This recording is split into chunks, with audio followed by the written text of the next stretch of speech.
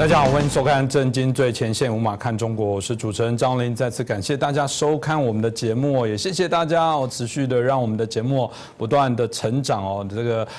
每次都看到有那么多的一些留言给我们支持鼓励哦，那非常的感谢。但我们也会整理出我们听众观众的这些问题我们适度的都会邀请我们的来宾，或者是我们有一集节目特别来做这些相关的回复哦，所以都欢迎大家随时留言给我们更多的一些勉励，给我们更多的一些批评哦，都欢迎哦。那谈到我们这个美中最近从我们这个阿拉斯加的会谈结束之后，当然延伸了许多的一些问题大家一直在看美国跟中国到底未来会怎么样发展走，因为毕竟这两个国家的一些发展会牵动了全世界的一些变化。那我们看到这个俄罗斯的外长也马上的这个到这个中国拜访，他甚至声称这是我们中俄最友好的时刻。相较起来，有人说这个习近平主政之后的中共是继天安门之后，大家对于讨厌中国中共这个相较起来的部分是一个最高点啊。那我特别刚谈中共中国，抱歉，很多人还是分不清楚，但概括就承受，甚至整个亚裔可能都因此受害。所以我们看到这个相互的一些拉拔的部分的角色之外一边跟这个美国跟我们欧洲跟北约跟日本跟邻近的一些国家在谈一些更友好的一些角色。那我们看到中国可能跟这个俄罗斯跟北韩的部分不断在做一些交流，所以后续会怎么发展，我觉得这值得我们好好来做一些观察。那今天我们开心邀请到两位来宾，首先是介绍产经新闻台北支局长我们石板民副先生。大家好。接下来是介绍我们前国大代表我们黄鹏霄大哥。大家好。是，首先我想就请教一下石板先生其实我们看这次的俄罗斯的外长这对中国的访问，当然引起许多大家在谈到未来的一些变化的一些部分那当然他特别谈到说对啊，中俄才是很好的战略相对应的伙伴那相较对于西方的这些我们刚刚提到的一些动作，也大肆的做一些批判，大家也搞不懂这到底背后在玩哪些事情所以大家有这种鼻炎苗头的状况，大家就很好奇说，那中共到底在想什么？特别是今年要办这个我们日本的东京奥运，但很多人都不知道或者没有注意，实际隔年在2022年这个冬季奥运也要在中国来举办这个到底不会产生我们刚刚提到的一些问题吗？各国也甚至为了人权的问题开始来做相对应的一些抵制，到底结果会怎么发展？石板先生你怎么看？我觉得这次俄罗斯跟中国的最近的这次交往有一个新的冷战格局在诞生。那么去年前年的这2年，川普跟习近平的对立，大家都讲到美中新的冷战，就是说毕竟虽然是新的冷战，毕竟是2个大国，当然世界第1大经济体和第2大经济体之争但是现在呢，有点变成2个阵营的感觉了。那么川普呢是单打独斗，那么这次拜登呢，他就打群架，他就是把欧洲、把日本、把韩国、澳大利亚、印度全拢过来，然后围剿这个中国和俄罗斯。那么呢，中国、俄罗斯呢最近关系也越来越近。其实呢，中俄的关系呢并不是很好的。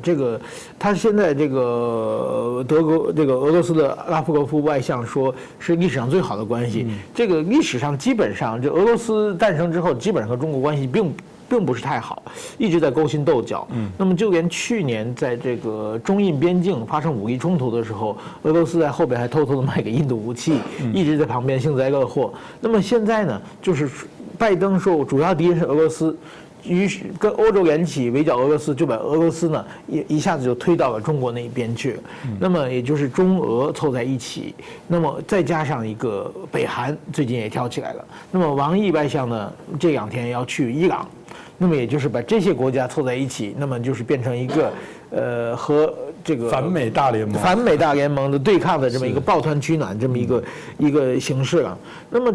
当然说呢，这些人很明显也是各怀鬼胎的嘛。这个北韩对中国也不满，对俄罗斯也不满，中俄互相也不满，那伊朗更是想着自己的利益。所以这些人凑在一起的话，当外界压力特别强的时候，他们会抱团取暖；那外界压力稍微轻松一点，他们就开始自己斗起来了。那么还有一个呢，就是中俄的关系呢，还有一个最近这几年的一个重点，就是说克里米亚问题。其实呢，克里米亚问题呢是2014年的时候，俄罗斯突然之间把它划到就是自己的阵营从乌克兰独立起来了嘛。这个克里米亚问题其实呢，习近平特别关注，因为习近平一直想用克里米亚方式解决台湾问题。那么所以说呢，这个习近平和普丁已经关系就是两个人都是长期政权，已经见过很多次40-50次面了，在主要国家领导人之间应该是见最多的。我在那时候在北京的时候就采访，就是他们当时中国是非常关心这个克里米亚方式的，就是用这种综合战、混合战的方式，把它也就是超限战的方式统一过来。我想现在还在谈这个问题。那么还有一个谈的问题呢，就是说，其实呢，俄罗斯的克里米亚经验给大家带来一个什么呢？我们不怕西方制裁。就是说，这个对习近平很有底气。克里米亚问题的刚刚发生的时候，整个欧洲、美国叫得很大的声音要制裁，但是经济制裁的话，就是已经7、8年过去了，完全没有效果，克里米亚再也回不来了。然后呢，俄罗斯已经慢慢，就是说西方制裁并不可怕。那么现在呢，其实你看最近欧洲、美国、加拿大连这个瑞士都开始制裁这个中国，中国呢，现在呢，他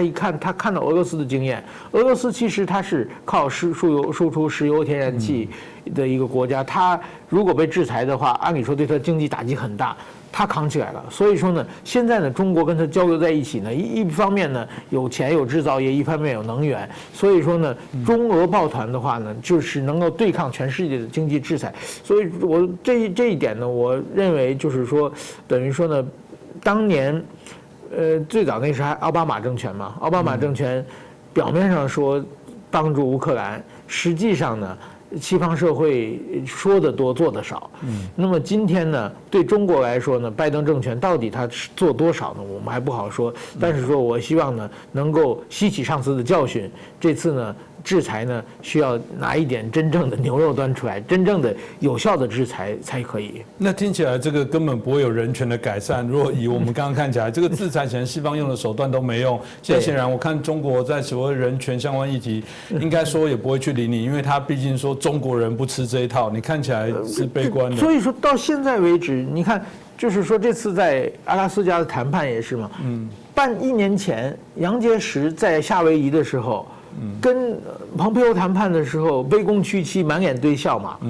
这一次很明显他不怕嘛，他坐在那里可以训斥布林肯嘛，就是说他觉得，对不对？你那个拜登的儿子在中国赚那么多钱，到时候你现在还跟我这么凶，对不对？他自己有底气嘛。所以说中国首先心里就看不起拜登，如果拜登真不硬起来的话，那真的可能中国就可能变成为所欲为了。这个问题大概显现在我们最近看到几件事啊，比方说这个中美阿拉斯加，刚刚我们矢板先生所提到的部分，这沟通的部分，哇，这个开场讲那么久，讲到布林肯都没送，就觉得，不是讲好大家讲多少分钟，而且刚刚讲从原来这个我记得，然后矢板也提了，从原来的这个喜羊羊变灰太狼，这个个性完全都做一些改变，以前还有软硬兼施，一个笑脸一个黑脸，现在看起来全黑脸哦，这个战狼的外交，这个显露无遗哦。那包含我们提到了这个威胁法国国会议员不能到台湾，还包含中国对澳洲到现在还是用尽各种的方法去威吓、去制裁等等，我们就看到这个显然中国底气还真硬呢。这个到底是真的有本钱硬，还是这个是有点慌张了，最后不得不这么走？这真的就是所谓的中国的战狼式的一个外交吗？真的就是硬到底，就跟你拼到底，然后大家反正我真的对我自己有把握，我的军事力量也慢慢崛起了，然后包含我现在又有一些外交相对应的一些可以来运用的一些资源，加上一些反美的氛围，这个彭家大怎么看呢？是的，我觉得美中在阿拉斯加的那场会面，给全世界很大的这个可以说是 shock 哈，非常 shock。这是一般的在国际的外交的一般的场合，很少说这么公开的在全世界主要媒体之前做出这么激烈的言辞交锋。当然，这个我觉得这里面有几个因素啊。第一个就是杨洁篪，你看杨洁篪的讲话这个杨洁篪跟美国打交道很早了。他从1977年老布什到中国访问的时候，杨洁篪是奉命当他的这个翻译所以因为这个关系，所以这个杨洁篪跟老布什就比较熟了啊。那么后来呢，这个老布什当总统的时候，他就到美国大使馆，从2秘1秘后来知议所以他在美国大使馆里面的时候，他就跟布什家族因为坦白讲老布什特别是他的夫人是非常 nice 的所以这个他们就把他当小孩子看嘛，对不对所以他们跟布什家族的这关系很好。小布什当选总统以后，第2个月，杨洁篪就派到美国当大使。他那个时候才51岁，非常年轻了。这个他接那个李兆新那个时候大他10几岁，所以说这个就摆明了就是因为他跟布什家族的关系。所以你看他怎么样来看这个布林肯跟苏利文。第一个，苏利文是希拉蕊以前的这个参谋嘛那么希拉蕊当这个国务卿的时候到中国去，还不就是跟杨洁篪他们打交道，对不对？2个平起平坐的。现在你的小参谋上来对我指手画脚，心里当然很不爽。所以他讲美国不能这样子对待中国，不要说现在，20年、30年前就不该了。为什么呢？因为30年前他刚派到美国去，那老布什主政老布什对他也很客气对不对？20年前小布什当总统，他当大使那小布什对他当然也是因为很熟嘛，对不对？所以说他觉得说过了这么久换了你们这些小辈布林肯，他一直跟着这个拜登嘛，对不对？拜登到中国多少次？这里面布林肯大概也跟了很多次了。那以前你跟在拜登身边，我跟拜登是这个打交道，那你们这些等于在旁边也一旁扫息去了，所以当然他心里面很觉得这种感觉非常的强烈。不过呢，另外一方面我们也看到说，他一方面倚老卖老借这个机会教训他们，因为在他眼里面你们都是小辈了，对不对我跟你们的以前的长官才是真正的对手，对不对？所以第二个呢，我们要注意到这个习近平的态度。你看习近平在这一次这个政协会议上，他特别提到一个，我们中国人终于可以平视世界，意思就是说，难道以前是仰视吗？对，坦白讲，习近平讲这话是有语病的，因为中华人民共和国刚成立的时候，毛泽东在天安门就叫嘛，中国人民站起来了，对不对？那怎么站起来了一直到现在才能够平视世界？所以，当然一方面，这个习近平托大；第二个，他也希望说要营造出一个中国在他手上，强起来了而且是可以跟美国平起平坐。所以他所谓的平视世界，唯一讲的应该是美国。那他对于其他国家，中国动辄讲说，我们是个大国我们人口有多少你们不能够怎么样。但可以看到说，这样的一种外交的做法，事实上不是现在才开始。过去呢，在文革时代那么就是有这样的这种的形式，因为文革时代那更是非常非常的左那么还有照片留下来BBC 的那个时候的一个采访，2个中国的这个应该算是女外交官，大概是在中国大使馆里面位阶很低的这个BBC 去访问他们当着他的面念毛语录，对，那种穿着毛装念毛语录，然后在英国，所以非常突兀的，他们也不以这个为伍。所以说这就是中国呢借着这样的态度来营造出说今日的中国跟以往不一样了你看我们现在能够跟美国平起平坐，这个对很多中国人来讲是很受用的包括说有一些海外的华人在内他觉得的确看起来好像你敢跟他对骂，对不对？但是实际上我们从这个外交的这个意义跟外交的使命来看，杨洁篪事实上如果是这个习近平交付他就是要这样做，那当然他达到了这个目的。如果说，因为我们知道美中关系已经停机很久了嘛，对不对？这个彼此这个已读不回，对不对？完全断了连续，对不对？所以在这种状况之下，好不容易美中双方的高层的会谈举行了，按照道理讲，这一次的任务应该是如何的来破冰，如何的让美中关系有一个新的开始。但是经过杨洁篪这么一弄的话，说实在，我想当布林肯跟苏利文离开会场的时候，他说我是清醒的来，清醒的走。我想应该说他进来的时候虽然说清醒，出去的时候他会更清醒。因为他在他们来讲，觉得说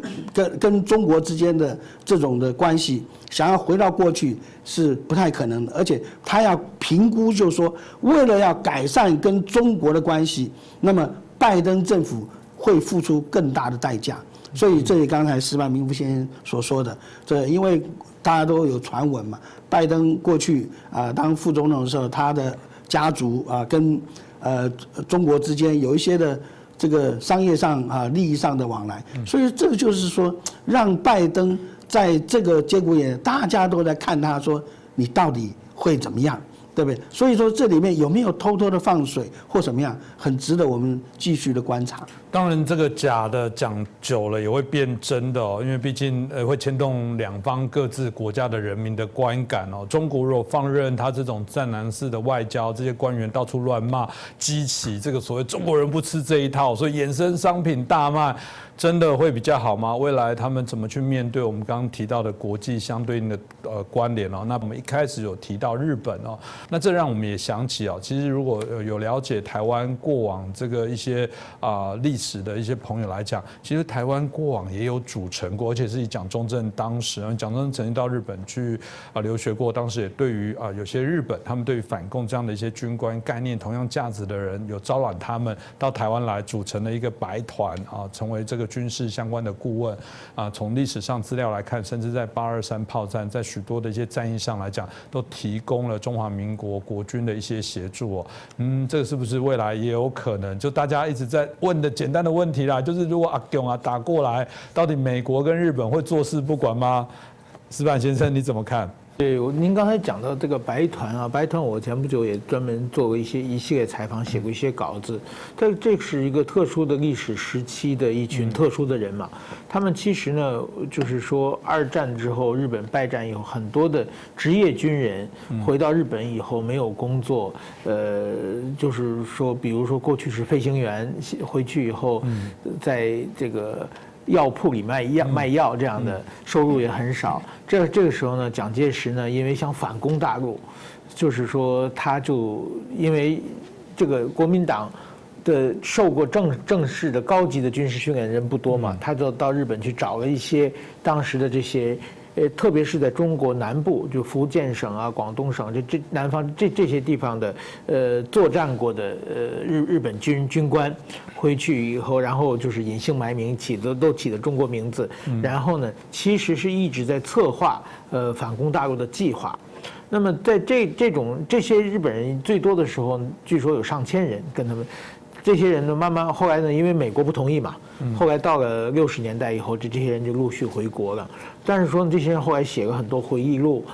确实把那一段历史大家都能看到，这说明也是台湾和日本的一个非常特殊共通的一段历史了。这个对日本对台湾的来说呢，它有很多的，一个是呢这种历史上的渊源，另外一个呢在地理上也是最重要的吧，就是说，现在中国的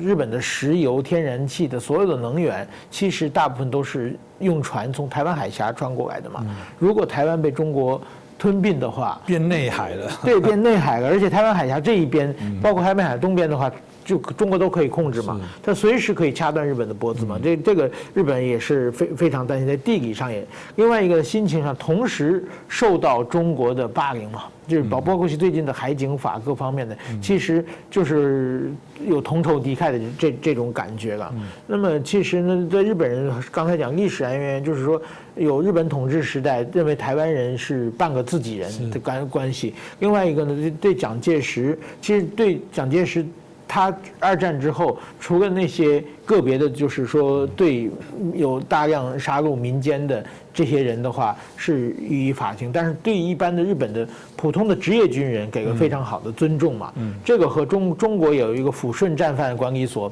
他把那些日本人全洗脑嘛，把那帮日本人都是洗脑神经兮兮的，回去以后都是热爱中国共产党，回日本作为共产党的宣传员回去的嘛。这个完全跟台湾受的待遇不一样。这种就是说，不管日本总体上对台湾还是有好感的，在这个时候呢，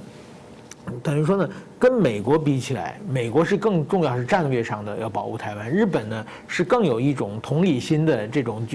要保护台湾。那最近呢，刚才讲的这个岸信夫他的一连串发言啊，其实我觉得啊，这个呢，很多人说，哎，日本人是不是改变了政策？我觉得没有改变政策，只是呢，过去他没必要说的事情。现在不得不说，就过去川普很明显，谁看都是跟中国全面对抗嘛。全面对抗的话，那就日本就跟着大哥走就行了嘛。大哥让我们做什么，就尽量做嘛。现在新换上一个大哥，这大哥到底想干什么看不清楚，对不对？那到底日本现在最害怕是中国发生战略误判嘛？其实近代史上的大部分战争都是战略误判嘛，以为对方不管了，然后就开始动手嘛。特别是中国，比如说奥巴马前总统在2013年，他突然说出一个美国不要做世界警察。他说了话以后，半年以后，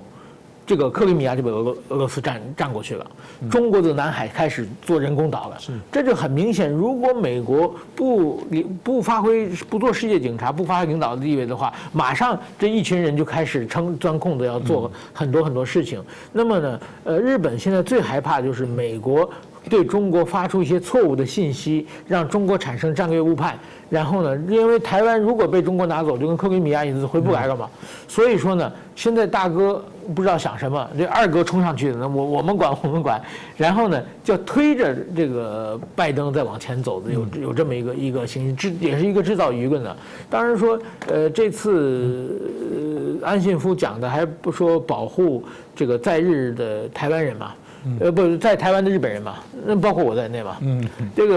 个是保护邦人嘛，这个说法其实是日本二战以后从来没说过的说法。这个就是说，日本现在有和平宪法，和平宪法只有日本受到外敌攻击的时候，它才可以有，没有交战权，也没有宣战权，只有自卫权。那么在这种情况之下呢，如果说它扩大了解释，就是说，在海外的日本人也受到攻击威胁的时候，日本也有义务保护的话，这就整个绕过日本宪法了嘛。这样我们要常跟石板先生在一起。对，当然说我认为啊，他是这么一说而已啊，这个在日本国会通过不了啊。但是说他把这话说出来，也就是说，警告中国，你不要轻举妄动。如果台湾有事的话，日本一定会管，而且日本一定会拉着美国去管。所以我觉得他对说话更有这方面的意义。这个不过倒是这个石板先生谈到一个蛮有趣的，这个二哥现在是拉着大哥走，大哥现在到底怎么了？我觉得全世界都在看哦。不过某种程度真的看得出，现在大家才会有很多的俄语啦，就拜登最近怎么了？还好吗？身体的健康等等，到底现在整个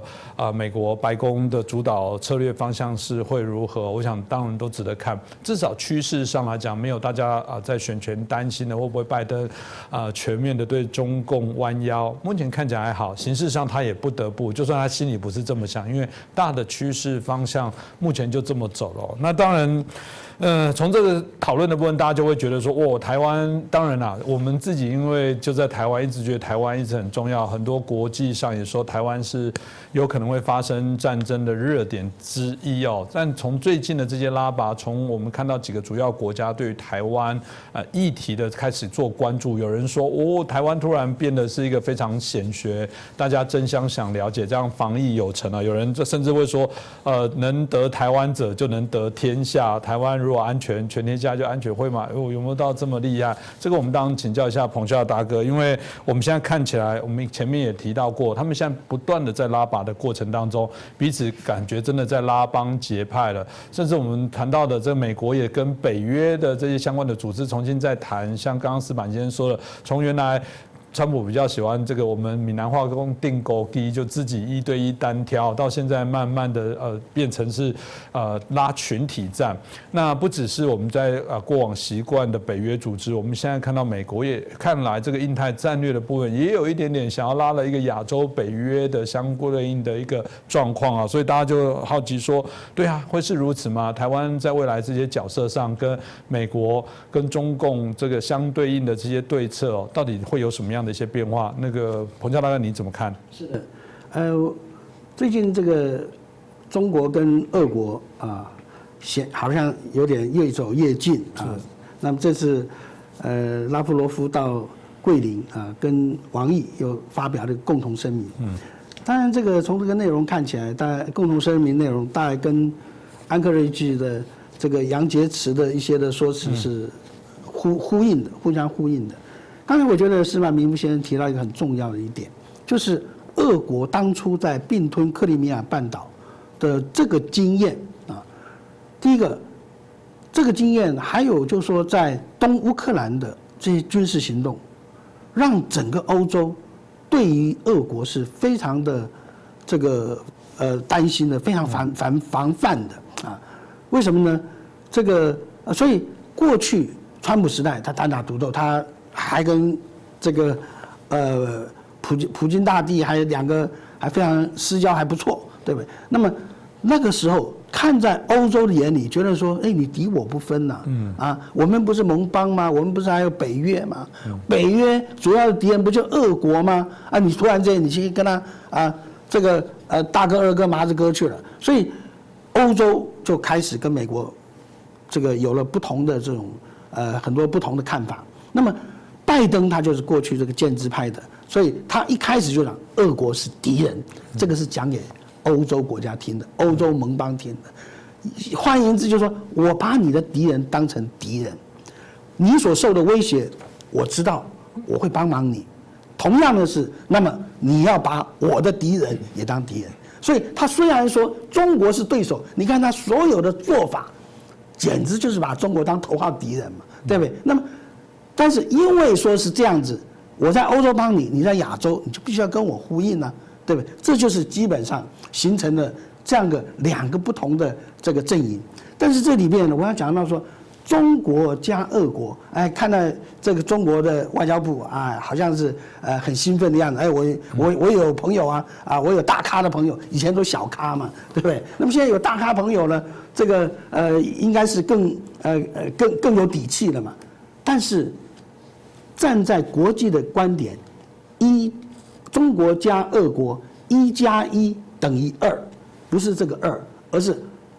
恶人的恶棍。你中国加俄国，等于是说你们2个人在国际上所招惹的反感加在一起以后，这变成说你这就是一个邪恶集团了。所以这样的话，使得美国跟欧洲对于他们，我们从海洋这个包围欧陆的这样的一个态势就更明显了。那么说到台湾呢，当然是这个，我觉得刚才司马明夫也讲到台湾的地位的重要。台湾地位的重要，谁最知道？日本最知道。还有谁最知道？美国最知道。为什么呢？因为日本曾经在台湾殖民50年嘛。过去日本在2战的时候，所谓的大东亚战争，台湾是南进基地他往南洋去进兵发展的时候，台湾是主要的一个基地。那么过去对于大陆东南一带的攻击，通通是从松山机场起飞的这个飞机去轰炸的。那么更特别的是什么？珍珠港事变发生以后7个小时，在菲律宾的克拉克空港，还有就是苏比克的海港，美军的基地遭到了日军的轰炸，造成也很大的损失。这个我们只注意到珍珠港，没有注意到麦克阿瑟那个时候在这个菲律宾所受的损失。那轰炸菲律宾飞机从哪里来？从台湾起飞的啊，从台湾的这个高雄跟台南机场起飞的。所以美国深深知道说台湾地位的重要，以那个时候的飞机的那种航程航速，都能够轰炸到美国在菲律宾的这个主要基地。你想想看，如果今天台湾在中共手上，那会是个什么样的状况啊？第二个，现在的印太战略，其实这个构想本身是日本人提出来的，日本提出来的也不是什么新的东西。你把日本在大东亚战争里面的作战轴线跟现在的印太战略合而为一看啊，说不好听点，就等于是翻版一样，等于是日本人走过这一路，就知道说南进要怎么进。然后你看最后他为什么要打缅甸，他要打到这个印度去，就是同样跟他现在的发展是完全一样的。所以说，历史虽然有不同的场景，但是地缘战略的地位是恒久不变的。所以说，台湾在这个地缘战略上的重要性，是不管是20世纪大战，或者说未来同样的重要。我们不要以为说这个好像美国一下跟我们断交，一下又怎么样好像美国不可靠。我跟各位讲，美国跟我们断交的时候，那一天我刚好升上尉那么这个所以说，美国跟我们断交以后，我就进入研究所，毕业以后我就到了国防部工作。以我在国防部工作的经验，那时候是所谓的美台关系最低潮的时候，但是我们跟美国的各方面的交往一点没有改变，军事上、情报上的这种紧密的结合。其实中美的美台的这个军事座谈不是现在才有，我那个时候就有，我就参加了7次嘛，对不对？所以说这个是代表什么？就是说，即便他跟我们断交了，但是他还是紧紧的抓住台湾不放，而且他的决心到什么程度？他的决心到原子弹的程度，因为美国曾经在我们的台南机场、我们的 CCK 在我们的清泉岗机场都部署有核子弹头，换言之，就是说，美国的要捍卫台湾的决心，就是说，万一哪天你真正的要行动的时候，我连原子弹都可能会使出来，不可能让你得手的，因为你一旦得手，台湾失了以后，第一个，日本、韩国就他就没有办法，他等于整个都被中国所包围了。所以在这种状况之下，我们知道说，那现在的状况又更不一样了。为什么？因为过去美国在20世纪的时候发动很多战争，都是为了什么？都是为了要争夺中东的石油。美国出兵最多的就是中东那么为什么争夺石油？因为20世纪是石油世纪，21世纪是什么世纪？21世纪是金元世纪，得金元者得天下。那么金元这个部分最强在哪里？在台湾，在韩国，在日本。所以说，这代表说，现在的台湾、韩国、日本，在美国的眼中，等于是20世纪的中东一样所以怎么可能说让台湾能够这样子放弃？那么，但是你看到最近这个印太司令部一直在讲说，台湾很危险还急迫的那个危险。事实上是为什么？这是美国每年都会上演的。这个叫预算争夺战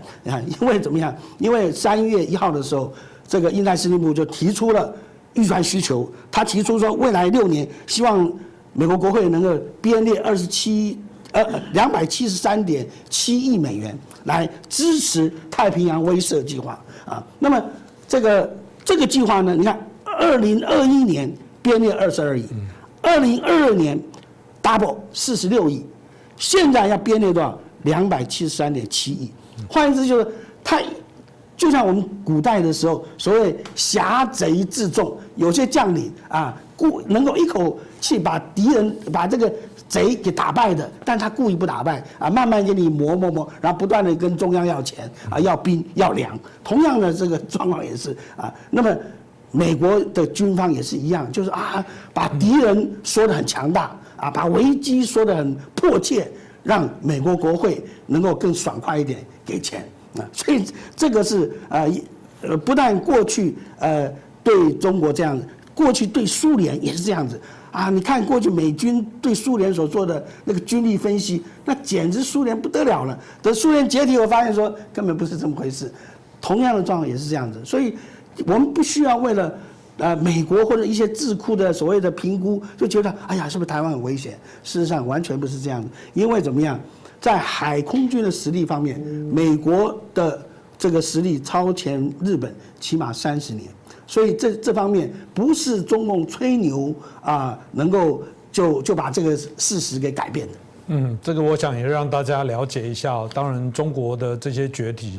明显已经造成了许多追求自由民主的国家许多的一些担忧。那跟他们过往号称要和平崛起，显然也不和平，用尽各种的手段了。但我知道这个民族主义的大帽子下，还是有人会骂我们节目说，你们很怪，又要扯中国的后腿。中国人好不容易被欺负了那么久，就这么想站起来一点点，你们就又要拿刀子把它削平。但是这样吗？如果中国是用一个良善的一些方式作为一个负责任的地球公民，我相信没有这种问题。这种经济的崛起，透过各式各样不良不法的这些手段，我觉得这是大家所争议的部分。显然不是一个社会秩序规范下的这种我们觉得良善的世界公民反而是说起来，现在中共反而是我们现在世界麻烦的制造者。我想会越来越清楚。那当然，台湾如何保护好我们自己，那这个即便我们在国际的战略地位这么样的一些重要在整个经济上也保有一些角色，当然还是不能轻忽。非常多国内国外的媒体都提醒说，台湾最大的问题就是没有忧患意识，台湾还有很多人敌我不分我们的观众朋友没有问题，很清楚，但有太多人还搞不清楚在中国共产党的本质里面会对于整个世界、对我们的国家、对我们所有的身边所造成的这些影响。我想这是我们要持续努力的部分。那再次感谢两位来宾，也感谢大家的收看，也麻烦大家帮我们的节目转传，让更多的朋友了解。那也帮我们订阅，然后也帮我们留言。那记得开启小铃铛，随时注意我们的讯息我们会继续努力，谢谢。